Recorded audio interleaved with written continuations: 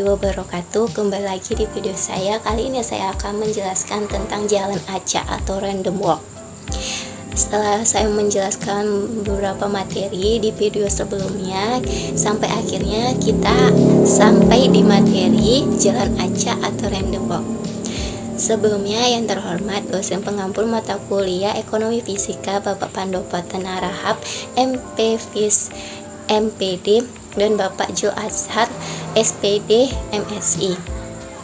Perkenalkan, nama saya Amalia Sulka, NIM 0705201004 dari Fisika Stambuk 2020. Setelah kita mengetahui tentang model ekonomi fisika, teori peluang, dan proses stokastik, saat ini saya akan menjelaskan tentang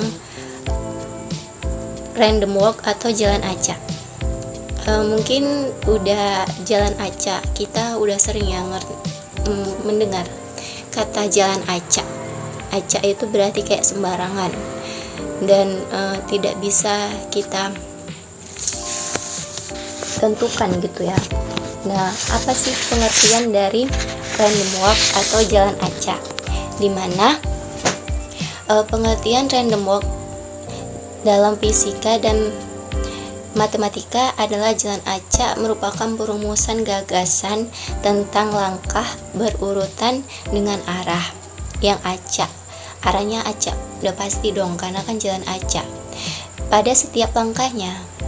Nah, dimana ketika kita bayangkan jalan acak ini kayak seperti orang yang sedang berjalan pada arah yang sembarangan dengan syarat panjang setiap langkahnya itu adalah sama.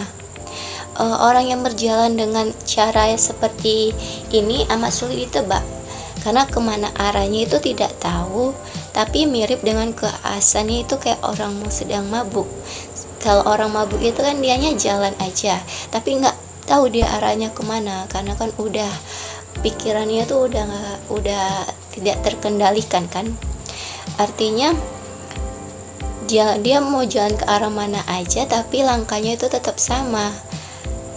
Sehingga random walk ini atau jalan acak ini sering dikenal dengan kata jalan seorang pemabuk atau jalan orang mabuk. Dan jalan acak ini paling sederhana, dimana setiap lintasannya atau rutenya itu dibangun dengan aturan-aturan.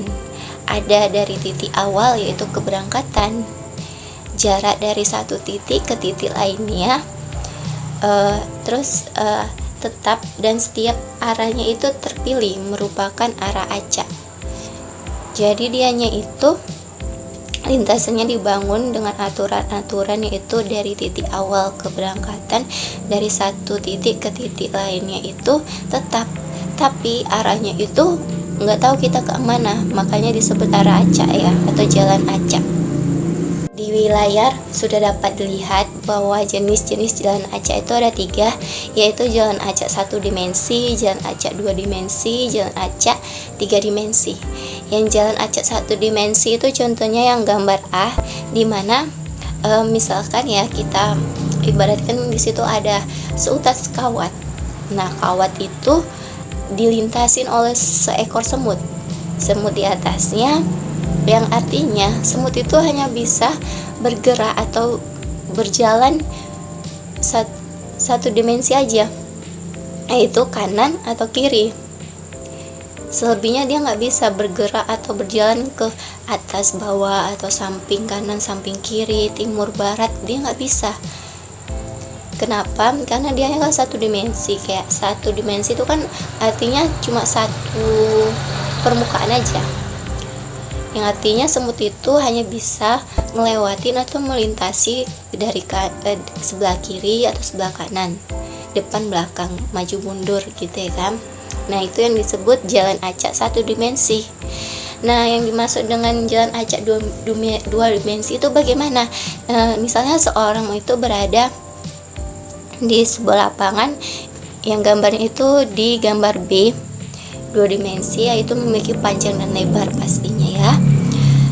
seorang itu berada di tengah lapangan yang kosong gitu ya, kayak lapangan bola ibaratnya. Terdapat 4 kemungkinan arah, yaitu dia bisa bergerak ke selatan, utara, barat, dan timur. Artinya dia bisa bergerak ke 4 arah, yaitu arah selatan, timur, barat, dan utara. Yang berbeda dengan jalan acak 1 dimensi yang tadi hanya bisa ke arah kanan, kiri, depan, belakang, atau maju mundur, cuma 2 arah dianya kan. Kalau 2 dimensi ini dianya 4 arah. Nah, yang ketiga itu jalan acak 3 dimensi. Jalan acak 3 dimensi ini berarti dia kan punya panjang, lebar, volume. Kalau 3 dimensi dia itu punya kemungkinan punya 6 arah, dimana tadi itu 2 dimensi hanya 4 arah, 1 dimensi itu 2 arah, dan 3 dimensi ini 6 arah, yaitu dia bisa bergerak ke arah selatan, utara, terus timur, barat, terus ke atas, ke bawah. Jadi ada 6 kemungkinan dia bisa bergerak. Arahnya tuh ada 6 kalau 3 dimensi. Selanjutnya dalam jalan acak itu selalu ada kayak berjalan naik atau turun gitu kan.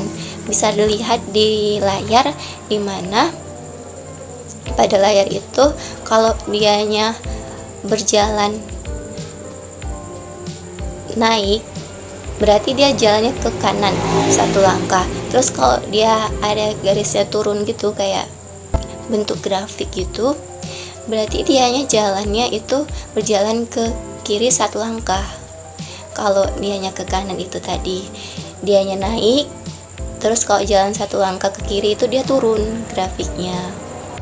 Dan di gambar pada layar itu dimana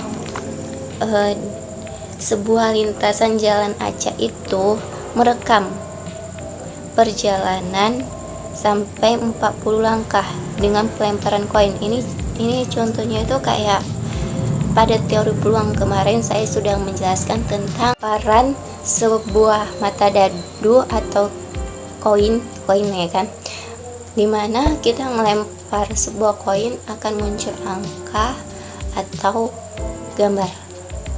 Nah, ini tuh dianya dibuat dalam grafik. Kalau di teori peluang kemarin kan saya juga menjelaskan tentang kayak berapa kali kalau dia dilemparkan 1 kali misalnya muncul gambar, berarti dia kan 1/2. Kalau misalnya dia muncul angka berarti juga 1/2.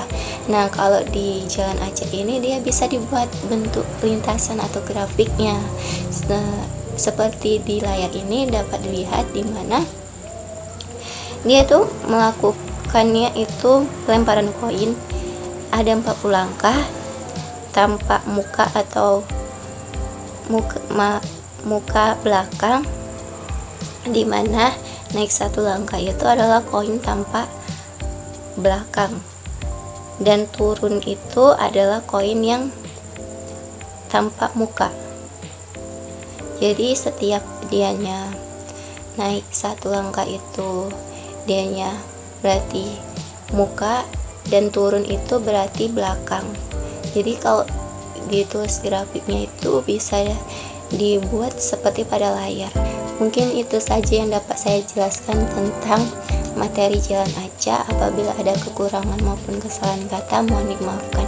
Saya akhiri dengan wabillahi taufiq wal hidayah. Assalamualaikum warahmatullahi wabarakatuh.